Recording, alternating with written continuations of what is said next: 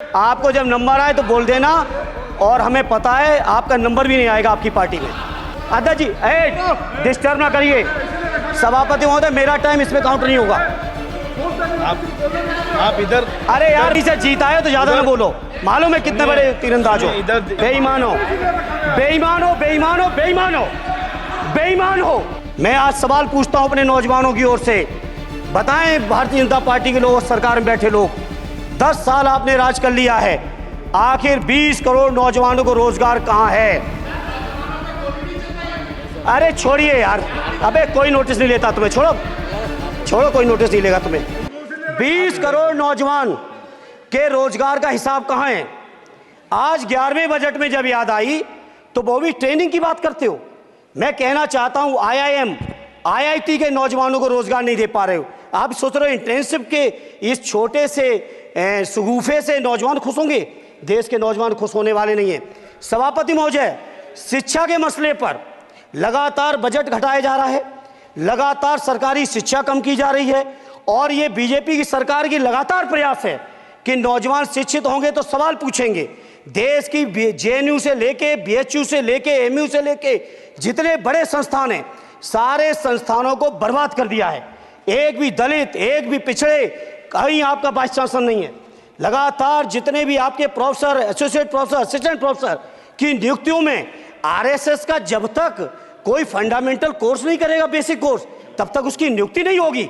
आप क्या सोच रहे हो देश नहीं देख रहा है नौजवान? UGC का बजट लगातार कम किया जा रहा है। मेरा खुला आरोप है सरकार पर कि ये सरकार शिक्षा को प्राइवेट करके, शिक्षा को मुट्ठी भर उद्योगपतियों के हाथों में देके, शिक्षा को चुनिंदा लोगों के हाथ में देके, देश के 140 करोड़, जिसमें मैं समझता हूं 90% लोग गरीब हैं, उन गरीबों के हाथों से शिक्षा को छीनने का ये जो आपकी सरकार षड्यंत्र कर रही है, इसके लिए हम लोग इस मौके पे विरोध करते हैं। लगातार फीस बढ़ा रहे हैं, शिक्षकों की कमी है, रोजगार आप दे नहीं पा रहे हो, सामाजिक असमानता। सभापति महोदय, 2014 में जिस समय सरकार बनी थी NDA की, उस समय देश की जितने भी जो आर्थिक चीजें थी, जो वेल्थ थी, उसमें पिछड़ों की हैसियत 17% थी, 17%, और आज 10 साल की NDA की सरकार के बाद पिछड़ों की आर्थिक हैसियत हो गई है केवल 9%। मैं कहना चाहता हूं चुनौती के साथ, वित्त मंत्री अपने जवाब में बता दें, अनुसूचित जनजाति का एक भी व्यक्ति देश में अरबपति हो तो बता दो, एक भी अरबपति हो तो बता दो, एक भी दलित को अरबपति आपने बना दिया हो तो बता दो, एक भी पिछड़े को बना दिया हो तो बता दो। आप जवाब में दे देना, आप डेटा दे देना, आप डेटा दे देना, हमारी दबाव नहीं रुकेगी। सभापति महोदय, जब जब बीजेपी की सरकार, जब जब बीजेपी के लोग विपक्ष में रहे तो OPS की बातें किए। 10 साल से आप सत्ता चला रहे हो, 11वां बजट पेश कर रहे हो, पूरा देश आज OPS के लिए, सरकारी कर्मचारी परेशान है, कहीं OPS की चर्चा नहीं है, पुरानी पेंशन की कोई चर्चा नहीं है। सभापति महोदय, पुरानी पेंशन तो पुरानी पेंशन, हम मांग करते हैं, बहुत बड़े राष्ट्रभक्त आप बनते हो, मैं मांग करता हूं देश के पैरामिलिट्री फोर्सेस को आप पुरानी पेंशन दीजिए। मैं मांग करता हूं, आप राष्ट्रभक्त हैं ना, सीमा पे जो सुरक्षा कर रहे हैं, जो शहादत झेल रहे हैं, मेरी मांग है कि आप उनकी OPS दीजिए। वो आप OPS नहीं दे पाओगे। इसी तरह से सभापति महोदय, देश के अंदर बहुत से ऐसे संविदा कर्मचारी, एक से एक बढ़िया फार्मूला, अब कानूनन मंडल आयोग लागू हो गया तो कैसे पिछड़े और दलितों को रोकें? तो संविदा कर्मी की प्राइवेट कंपनी, प्राइवेट आपने आउटसोर्सिंग कर दी।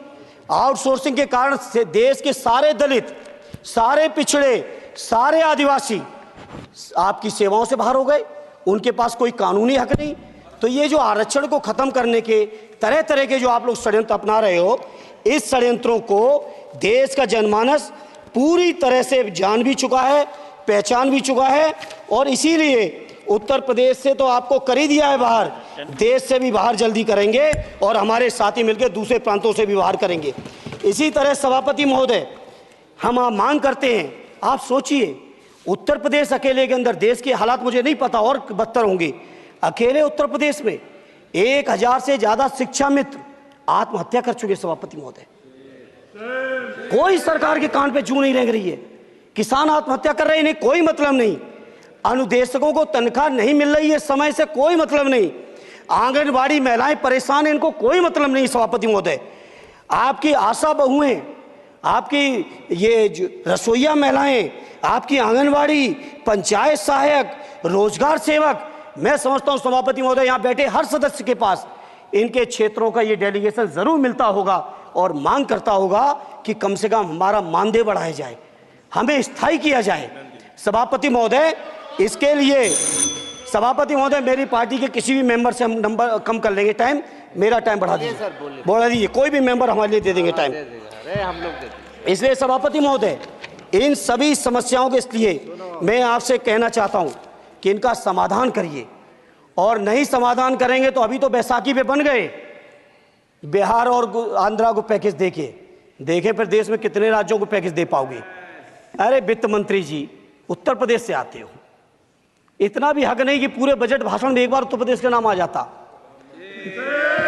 इतना अयोध्या से नफरत हो गई, अयोध्या से अवधेश जी क्या जीत गए, आप लोगों को इतनी नफरत हो गई कि एक भी उत्तर प्रदेश का एक बार भी नाम नहीं आया। सभापति महोदय, इसे मैं आज इस मौके पर सभापति महोदय देश के गरीबों, किसानों, नौजवानों, व्यापारियों, बुनकरों सभी की ओर से कहना चाहता हूं, ये बजट देश विरोधी बजट है। कुछ समस्याओं के लिए सभापति महोदय संवेदनशीलता के साथ मैं कहूंगा सरकार को विचार करना चाहिए। श्रद्धेय नेताजी जब रक्षा मंत्री थे, उन्होंने व्यवस्था दी थी कि देश के अंदर जो भी सैनिक शहीद हुए हैं उनको ससम्मान उनके घरों पे जाके राष्ट्रीय सम्मान के साथ उनकी अंत्येष्टि हो। मैं उन्हीं की परंपरा को आगे बढ़ाते हुए एक और मांग करता हूं सभापति महोदय कि जो हमारे शहीद जिनकी अंत्येष्टि स्थल जहां कहीं भी बना हो, जिस भी परंपरा से बना हो, अरे आपको कुछ नहीं पता है, अरे यही तुम्हारे सैनिकों के लिए यही तुम्हारा भाव है। सभापति महोदय, आप बोले सर। सभापति महोदय, मेरा अनुरोध है अग्निवीर की योजना खत्म की जाए। ये 4 साल के सैनिक से देश की उतनी मजबूत रक्षा नहीं हो सकती। नौजवानों को गुमराह करके केवल 4 साल, उन्हें दो ना 60 साल तक रिटायरमेंट, 4 साल बाद वो कहाँ नौकरियां ढूंढेंगे। इसे मेरी मांग है अग्निवीर की योजना खत्म की जाए। साथ ही साथ मेरी एक मांग और है कि जो शहीदों की शहादत स्थल है उसको शहीद स्थल के तौर पर डेवलप करने के लिए केंद्र सरकार को अतिरिक्त बजट देना चाहिए। मैं नहीं समझता हूं इसमें किसी को कोई दिक्कत होनी चाहिए।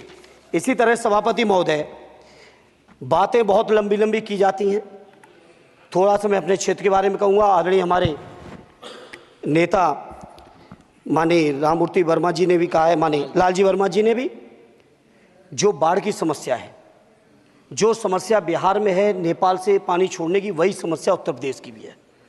और विशेषकर पूर्वी उत्तर प्रदेश में अगर आप चलिए तो खीरी से शुरू करेंगे, पीलीभीत खीरी से लेके पूरा आप चले जाइए और एकदम कुशीनगर बॉर्डर तक, बिहार बॉर्डर तक पूरी की पूरी समस्या है। घाघरा जब आती है तो मैं समझता हूँ इन जिलों के लाखों लोगों को तहस नहस करके चली जाती है। जितना विकास होता है सभापति महोदय, बरसात के समय वो सारा का सारा विकास पूरी तरह से खत्म हो जाता है। इसलिए मेरी मांग है केंद्र की सरकार से कि बजट आप पास कर रहे हो तो कम से कम उत्तर प्रदेश से इतनी नफरत ना करो। 2 बार तो उत्तर प्रदेश की दम पे ही बैठे थे और तब भी ये वित्त मंत्री जी हंस रहे हैं, इनके यहाँ भी आता है, बाढ़ तो जाती होगी, महाराजगंज बसता तो नहीं होगा, कुशीनगर बसता नहीं होगा, आपका मऊ बसता नहीं है, आजमगढ़ बसता नहीं, अंबेडकर नगर बसता नहीं, बहराइच बसता नहीं, खीरी बसता नहीं, श्रावस्ती बसता नहीं, पीलीभीत बसता नहीं, बलिया बसता नहीं है, कुशीनगर बसता नहीं है, गोरखपुर बसता नहीं है। इतने जिले तो हमारे उत्तर प्रदेश के प्रभावित हैं। तो बिहार की तरह से एक विशेष पैकेज हमारे उत्तर प्रदेश के लिए भी दे दो। कम से कम इतना तो कहने की हिम्मत रखो, केवल चीखने के लिए बैठे हैं सब के सब। सभापति महोदय, दूसरा एक मैं बात, हमसे पूर्व जो सांसद रहे हमारे आजमगढ़ के, बड़ी लंबी लंबी बातें की, गोरखपुर से आजमगढ़ होते हुए बनारस तक का हमने रेलवे लाइन स्वीकृत करा दिया।